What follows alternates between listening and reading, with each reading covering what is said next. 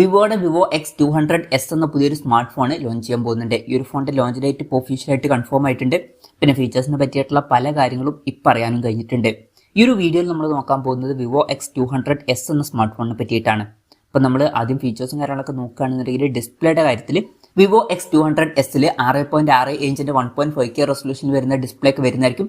AMOLED display ആയിട്ടായിരിക്കും ഈ ഒരു സ്മാർട്ട് ഫോൺ വരിക. പഞ്ചോൾ ഡിസൈൻ വരുന്നതായിരിക്കും. പഞ്ചോൾ വരിക ടോപ്പ് സെൻറ്റർ ഭാഗത്തായിട്ടായിരിക്കും. 120 Hz റിഫ്രഷ് റേറ്റ് ഒക്കെ ഇതിൽ സപ്പോർട്ട് ചെയ്യും. പിന്നെ ഈ ഒരു ഫോണിൽ ഫ്ലാറ്റ് ആയിട്ടുള്ള ഡിസ്പ്ലേ ആയിരിക്കും വരിക. ഇതിന്റെ കൂടെ ലോഞ്ച് ചെയ്യാൻ പോകുന്ന അൾട്രയിൽ കോഡ് കൗഡ് ഡിസ്പ്ലേ ഒക്കെ വരുന്നതായിരിക്കും. പക്ഷേ ഇതിൽ ഫ്ലാറ്റ് ഡിസ്പ്ലേ ആയിരിക്കും വരിക.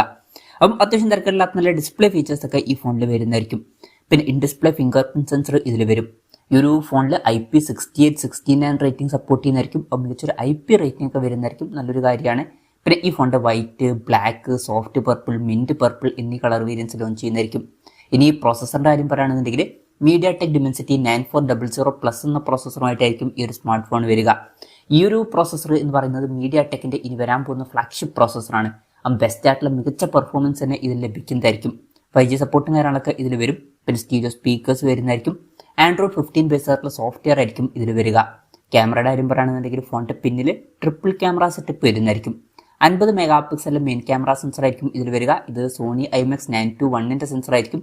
വോയിസിന്റെ സപ്പോർട്ട് വരും. പിന്നെ 50 മെഗാ സാംസങ് JN1ന്റെ അൾട്രാ വൈഡ് ആംഗിൾ ലെൻസും ഇതിൽ വരുന്നതായിരിക്കും. ഇത് കൂടാതെ 50 മെഗാ സോണി LYT600ന്റെ ഒരു പെരിസ്കോപ്പ് ലെൻസും വരുന്നതായിരിക്കും. ഇതിൽ 3x ഒപ്റ്റിക്കൽ സൂം ഒക്കെ സപ്പോർട്ട് ചെയ്യും. സെൽഫി ക്യാമറയെ പറ്റിയിട്ടുള്ള കാര്യങ്ങൾ അറിയാൻ കഴിഞ്ഞിട്ടില്ല. എന്നാലും നമ്മൾ എക്സ്പെക്ട് ചെയ്യുന്നത് ഒരു 32 മെഗാ അല്ലാന്നുണ്ടെങ്കിൽ 50 മെഗാ സെൽഫി ക്യാമറ ഇതിൽ വന്നേക്കാം എന്നാണ്. ബാറ്ററിയുടെ കാര്യത്തിൽ 6200 mAhന്റെ ബാറ്ററി വരുന്നതായിരിക്കും. അപ്പോൾ നല്ലൊരു ബാറ്ററി കപ്പാസിറ്റി വരും.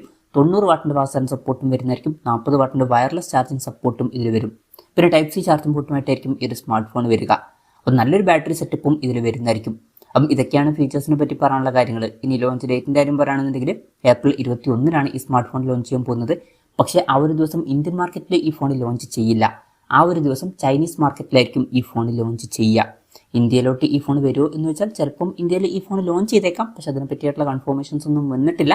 അതിനെ പറ്റിയിട്ടുള്ള എന്തെങ്കിലുമൊക്കെ ന്യൂസുകൾ വരികയാണെന്നുണ്ടെങ്കിൽ അതിനെ പറ്റിയിട്ടുള്ള വീഡിയോസൊക്കെ നമ്മൾ ചെയ്യുന്നതായിരിക്കും.